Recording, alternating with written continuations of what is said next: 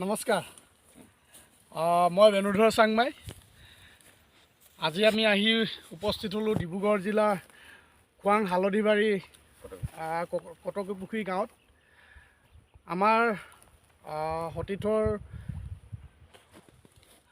হেমন্ত চেতিয়া আৰু মোৰ সতীৰ্থৰ অনাদি দত্ত দুইজনেই আমাৰ হালধিবাৰী এজন বন্ধুক খেতিয়ক বন্ধুক তেওঁক আমাৰ নেটচাফৰ বায়'ফিট প্ৰডাক্ট ব্যৱহাৰ কৰিবৰ কাৰণে দিছিলে আৰু তেওঁ বহু দিনৰ আগৰ পৰা তেওঁ সৰিয়হ খেতি কৰি আছে আৰু এই বছৰ এটা তেওঁ নতুন জেগাত নতুন ঠাইত সৰিয়হ খেতি খেতি কৰিছিলে তাত আৰু আমাৰ বায়'ফিটৰ প্ৰডাক্ট ব্যৱহাৰ কৰিছিলে তেওঁৰ মুখে শুনো যে কি প্ৰডাক্ট ব্যৱহাৰ কৰিছিলে আৰু কি ধৰণে ৰিজাল্ট পাইছে তেওঁ আগৰ বছৰতকৈ কি ধৰণে ৰিজাল্ট বেছি পালে বা এই বছৰ য'ত নতুন খেতি কৰিছে তাত কি বেনিফিট হৈছে তেওঁৰ বিষয়ে শুনো। দাদা নমস্কাৰ।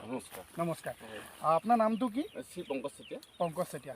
আপোনাৰ ঘৰ খোৱাং হালধিবাৰী কটকি গাঁও। হালধিবাৰী কটকি। আপোনাৰ মোবাইল নাম্বাৰ? মোৰ 9678769644।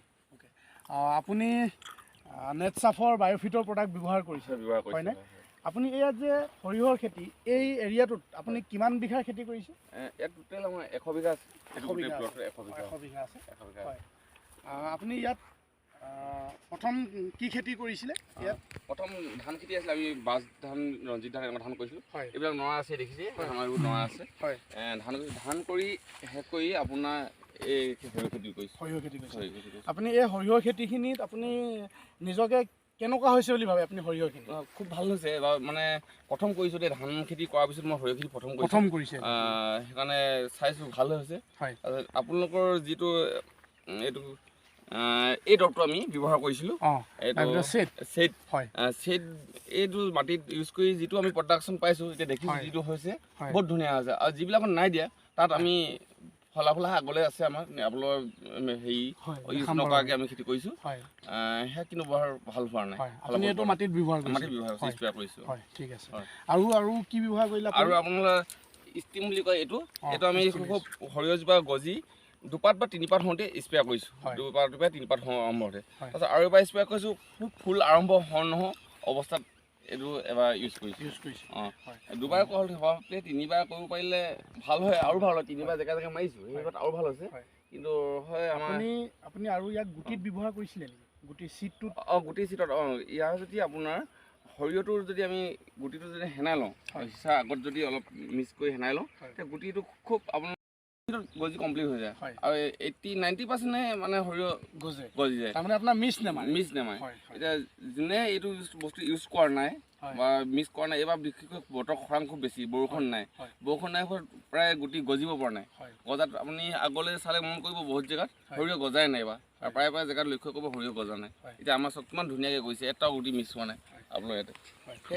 আপুনি যিখিনি জেগাত আপুনি সৰিয়হত আমাৰ প্ৰডাক্ট গুটিটো ব্যৱহাৰ কৰিলে, ব্ৰাছ মাটিটো আপুনি ব্যৱহাৰ কৰিলে, বাকী আপুনি গছত দুবাৰ ব্যৱহাৰ কৰিলে। দুবাৰ ব্যৱহাৰ কৰাৰ পিছত আপুনি কি ডিফাৰেঞ্চ পাইছে? যে গছখিনিত আপুনি ডিফাৰেঞ্চ কি পাইছে? ডিফাৰেঞ্চ এইবাৰ বতৰ চাই ধুনীয়া আপোনাৰ খেতি পাইছোঁ মই, নাই পোৱা বুলি নকওঁ। কাৰণ বৰষুণটো নাই এইবাৰ, দেখিছে ন খৰাঙৰ বতৰটো ইমান ধুনীয়া যে সৰিয়হ হ'ব মই ভবাই নাছিলোঁ। তাৰমানে আপোনাৰ চিটটোহে মানে চিৰাটোহে ডাঙৰ হৈছে আৰু আপোনাৰ চব ক'তো আপোনাৰ আমাৰ মিছ নাই। কিছুমান ক'লে শাল হয় বুলি কয় মানুহে বহুতে, যে এটাও ঠোক আমাৰ শাল এটাও পোৱা নাযায়। একদম ফিনিচিঙলৈ আপোনালোক গুটি পোৱা গৈছে। আপুনি তাৰমানে বায়'ফিটৰ প্ৰডাক্ট ব্যৱহাৰ কৰি আপুনি হেপী? মই হেপী আছোঁ। আমি গম পাইছিলোঁ আপুনি যোৱা বছৰো কৰিছিলে। যোৱা বছৰো আপুনি যথেষ্ট পাইছোঁ। তাৰমানে আপুনি যোৱা বছৰ যিখিনি খেতি কৰিছিলে, এইবাৰতো যিহেতু সৰিয়হ এতিয়ালৈকে আপুনি কটা নাই, যোৱা বছৰ সৰিয়হ খেতিত আপুনি যিখিনি ব্যৱহাৰ কৰিছিলে বায়'ফিটৰ প্ৰডাক্ট, আপুনি তাৰ আগতকৈ আপুনি কিমান বেছি পাইছিলে সৰিয়হ? আগতকৈ মানে যোৱা বছৰ হৈছে বতৰটো আছিলে, বতৰটোৰ কাৰণে সিমান ধৰিব নোৱাৰিলোঁ। তাতে মই আৰু এটা কথা ধৰক, আপোনালোকৰ এটা হিচাপ থাকে বোলে এবিঘা মাটিত ইমান বেগহে সৰিয়হ ওলায়। আমাৰ বিঘাত এনেই আপোনাৰ 2 পৰা 2.5 কুইণ্টেল ওলায়। 2 পৰা 2.5 কুইণ্টেল ওলায়। যোৱা বছৰ বাঢ়িছিলে নে?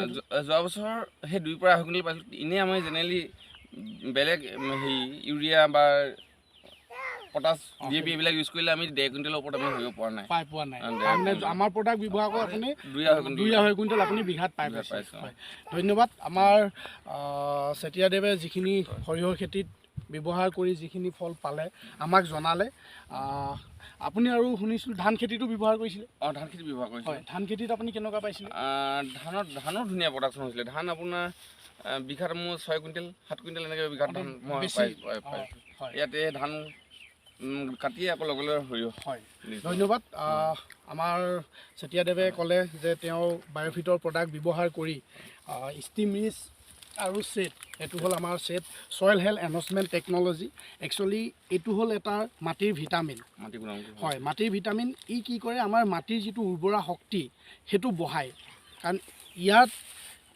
এটাৰ ছেটত 7 টেলাৰ গোবৰৰ সমানেই কাম কৰে ইয়াক যদি আমি মাটিত ব্যৱহাৰ কৰিব পাৰোঁ যিকোনো ফচলত তেতিয়াহ'লে ই সদায় আমাৰ মাটি ভাল কৰে আৰু আমাক মাটি পলসুৱা কৰি ৰাখে আৰু এইটো হ'ল ষ্টিম ৰিচ তেওঁ ক'লে যে এইটো ব্যৱহাৰ কৰে আমি যদি ইয়াক এওঁতো 2বাৰ ব্যৱহাৰ কৰিলে ইয়াক যদি আমি 4বাৰ ব্যৱহাৰ কৰিব পাৰোঁ আমি ফাৰ্ষ্ট হ'ল চিড গুটিখিনিত যদি আমি স্প্ৰে' কৰিব পাৰোঁ নেক্সট 2 পাতৰ পৰা 5 পাত তাৰপিছত আমি 15 দিনৰ পিছত তাৰপিছত গেউলি হোৱাৰ আগে আগে আমি যদি ইয়াক ব্যৱহাৰ কৰিব পাৰোঁ তেতিয়াহ'লে 25 to 40% প্ৰডাকশ্যন বাঢ়ে আৰু যিটো আপোনালোকক আমি দেখাইছোঁ আৰু যিডোখৰ জেগাত তেওঁৱে মাটি প্ৰমাণ চাবৰ কাৰণে যিডোখৰ জেগাত একো ব্যৱহাৰ নকৰাকৈ সৰিয়হ সিঁচিলে তেওঁ অকণমান আগত গৈ দেখিব সেইডোখৰ ফচল কি হৈছে আপুনি দেখিছে নেক্সট 2বাৰ সেইডোখৰত তেওঁ একো প্ৰডাক্ট ব্যৱহাৰ কৰা নাই চাবৰ কাৰণে ধন্যবাদ বৰ বেছি দীঘলীয়া নকৰোঁ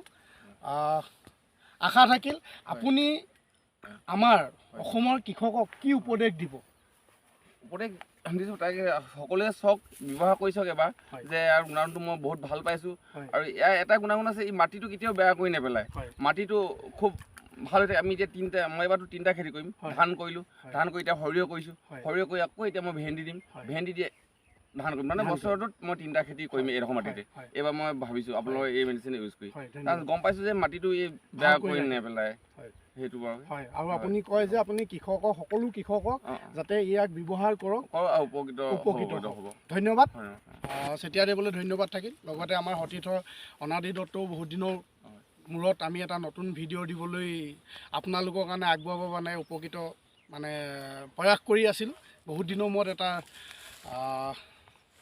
আপোনালোকক আমি ভিডিঅ' দিব পাৰিলোঁ তাৰ বাবে সকলোলৈ ধন্যবাদ থাকিল ধন্যবাদ